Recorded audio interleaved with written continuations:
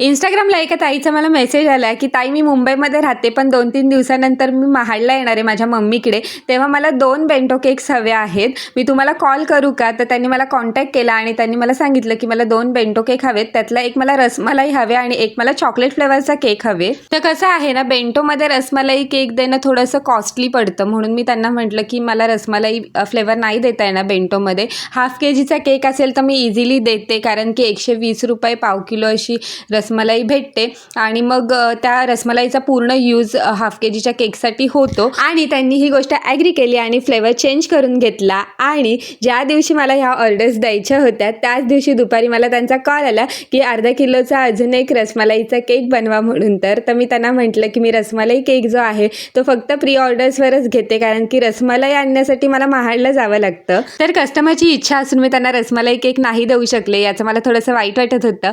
पण काही हरकत नाही, मी नेक्स्ट टाईम नक्की त्यांच्या मनाप्रमाणे केक देण्याचा प्रयत्न करीन. तर मी ना बेंटो केक अशा पद्धतीने पॅक करते. पहिले मी सरप्राईज केकच असे पॅक करायचे, पण मी कस्टमरची नीड समजून मी आता सगळेच जे बेंटो केक आहेत ते अशा पद्धतीने पॅक करते. आणि ही जी ऑर्डर आहे ती देखील महाडचीच होती, ती पण मी इथे पॅक करून घेतली. आणि हे तिन्ही केक मी महाडला डिलिव्हर केले. हे केक तुम्हाला कसे वाटले नक्की कमेंट करून सांगा. भेटूया पुढच्या व्हिडिओमध्ये, तोपर्यंत बाय.